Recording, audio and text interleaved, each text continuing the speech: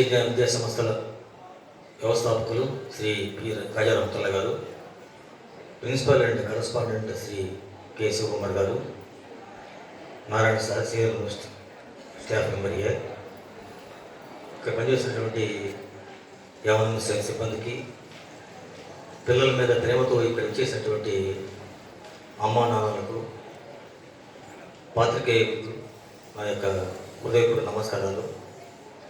మీరు ఉదయాన్నే ఒక డిస్కషన్ జరిగింది. ఏంటంటే అసలు ఎందుకు పోవాలి సార్ మీటింగ్కి అని అడిగాడు ఒక అబ్బాయి, నా స్టూడెంటే. ఎందుకు పోవాలి సార్ అని అడిగాడు. ఎందుకు పోవాలని చెప్పంటే పిల్లల లైఫ్లో చదువు కొంతకాలం మాత్రమా, 10th క్లాసు, ఇంటర్మీడియట్ 2 years, ఆ తర్వాత 4 years బీటెక్, మొత్తం 10 + 2 + 4 16 ఆ తర్వాత వాడు లైఫ్ సెటిల్ అయిపోతాడు. వాడు సెటిల్ కావాలంటే చదువు ముఖ్యం. చదువు అంటే బడికి వస్తారు, పోతుంటారు, ఓకే బాగానే ఉంది. కానీ వాళ్ళని మనం గమనించాలి. సార్ హోంవర్క్ ఇచ్చేశారు, పంపించేశారు, అయిపోయింది. మీరు ఇంటికి రాగానే అడగాలి, అమ్మ ఏం ఇచ్చారు హోంవర్క్, అది ఫస్ట్ ఇంపార్టెంట్. అది స్కూల్లో అయ్యవాళ్ళు వచ్చారు, ఈరోజు క్లాస్కి వచ్చారా, వచ్చి పాఠం చెప్పారా, ఏం చూపించాను అన్నారు అనుకోండి. మీరు ఇప్పుడు మన కొడుకు కూతురు భయపడతారు అనమాట.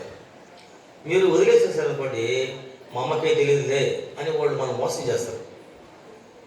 నాకు తెలిసి నా స్టూడెంట్ ఒక అబ్బాయి, వాళ్ళ అమ్మ హిందీ రాదు పాపం, ఏదో చెప్పేదాడు, వాళ్ళ అమ్మ చదువుతుంది మా కొడుకు అని చెప్పి అందరు పాపం. ఇప్పుడు హిందీలో ఫెయిల్ అయ్యాడు. ఆ మదర్ తెలియదు కాబట్టి ఖచ్చితంగా మనం ఈ మీటింగ్కి రావాలి.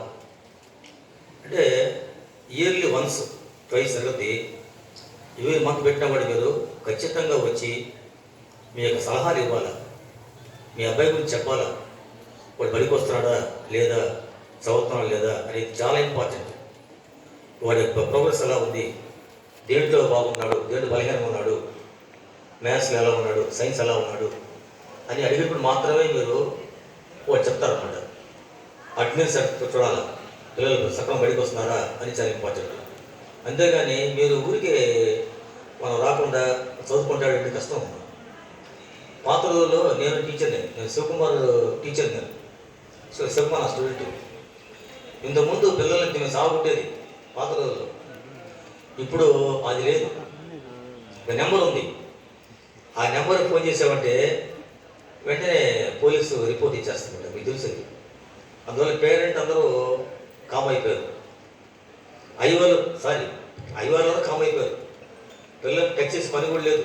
మీకు పేపర్ చూస్తున్నారు, మీడియా బాగా డెవలప్ అయిపోయింది. అందువల్ల ఏమైనా తాగినామనుకోండి, ఒక దెబ్బ కొట్టామనుకోండి, రాక్షసు దుర్మార్గం వదిలేస్తారు అనమాట. అయ్యవారు భయము, ఉద్యోగం పొంది నాకు ఎందుకు వదిలేస్తున్నాడు. కాబట్టి అయ్యవారు కొట్టే పని లేదు, ఇంకా మీరే మనం మాట్లాడుకోవాలి. ఇంకో ప్రధాన భూతం ఏంటంటే ఇప్పుడు పిల్లలకి సెల్ ఫోన్. మనం చిన్నప్పుడే సెల్ ఫోన్ ఇస్తున్నాం. మనం పిల్లడు పొంచాడు, తిన్నాను అని చెప్పేసి వాడు చూపిస్తే వాడికి అన్నం పెట్టేస్తున్నాము. వాడు బాగా అడిక్ట్ అయిపోయాడు, అదే కావాలి, సెల్ ఫోన్ కావాలా. చిన్న వయసులో అంటే ఒక బాగానే ఉంది. వాడు వయసు పెరిగే కొద్దీ వాడి యొక్క ఆలోచనలు మారుతూ ఉంటాయి, వాడి భావాలు మారుతూ ఉంటాయి.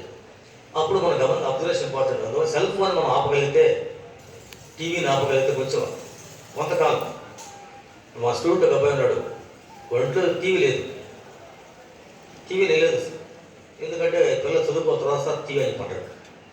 వాడు డెవలప్ అయ్యాకమ్మా మనం బ్రహ్మాండ టీవీ కొనుక్కోవచ్చు, మనం స్కూల్ని కొనుక్కోవచ్చు 1,50,000 పెట్టి. వాడు ఫెయిల్ ఇంట్లో కూర్చున్నాడు అనుకోండి, వాడు ఏడవలసింది. కాబట్టి ఏదైనా సరే జీవితంలో ఒక జ్ఞానంతో మాత్రం సాధ్యం, చదువుతో మాత్రం సాధ్యం.